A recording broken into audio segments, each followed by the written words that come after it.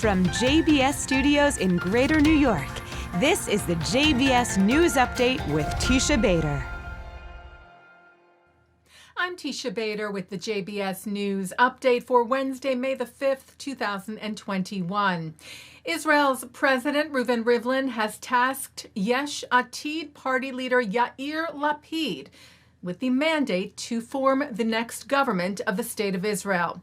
As we reported to you, Israeli Prime Minister Benjamin Netanyahu failed to form a coalition by last night's deadline and returned the mandate he was given last month to Rivlin, who today held consultations with party leaders and Knesset members before announcing this evening that on the basis of the recommendations I received from the parties in the Knesset, of which Yair Lapid, by the way, received 56, Rivlin said, "I have just spoken to Yair Lapid and informed him that I am entrusting him with forming a government.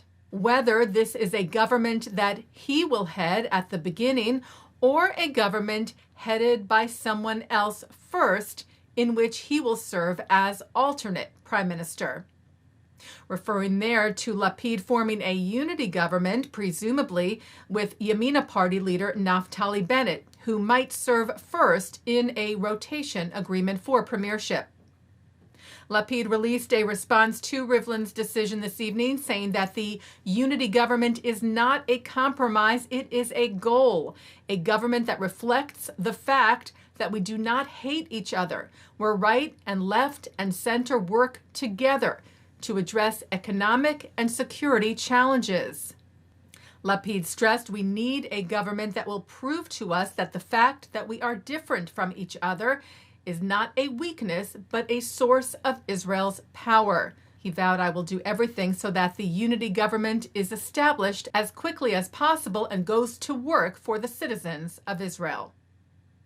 Jewish organizations welcomed the Biden administration's decision to not take part in a United Nations event marking the 20th anniversary of the UN World Conference on Racism in Durban, South Africa, which is coming up this September.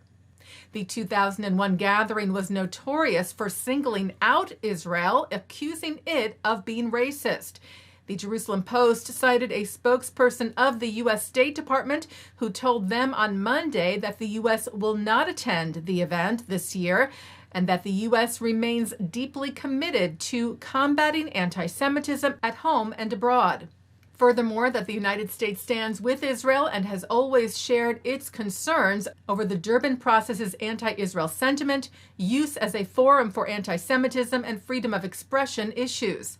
The Conference of Presidents of major American Jewish organizations welcomed the decision, noting that the Durban Conference openly embraced anti-Semitism and anti-Israel extremism, and in declining to participate in celebratory events, the United States is rightfully rejecting the despicable hatred that was leveled against the Jewish state and the Jewish people 20 years ago. The conference leaders said, "We encourage other nations to join the U.S. in continuing to fight racism, bigotry, and anti-Semitism while rejecting and not participating in such odious proceedings." And staying with the president, Joe Biden held a phone conversation yesterday with the head of the United Arab Emirates, where he lauded the normalization agreements recently between the UAE and Israel.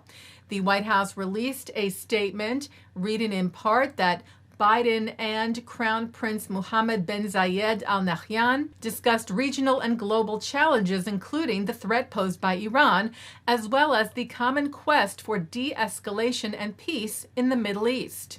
In that regard, the president underlined the strategic importance of the normalization of relations between the United Arab Emirates and Israel. He expressed his full support for strengthening and expanding these arrangements. More for you today on Israel's aid to India as it faces a massive coronavirus crisis. Israel's foreign ministry shared video of some of the assistance that flew to India last night, the first of several flights that will be transporting medical equipment like oxygen generators and respirators to address the needs of hospitals in the country, the foreign ministry said, and help save lives. Taking a look now at our programming for tonight on JBS for Wednesday, May the 5th. At 7 o'clock, we hear from Ukrainian siblings Sam and Saul Sturmer and Sima and Sonia Dodik about surviving the Holocaust on Witness. At 8, Russian-American female writers address how the immigrant experience has impacted their writing and their lives. At 9, Jewish historians Deborah Dash Moore and Jeffrey Gurak discuss the history of New York City and its Jewish community.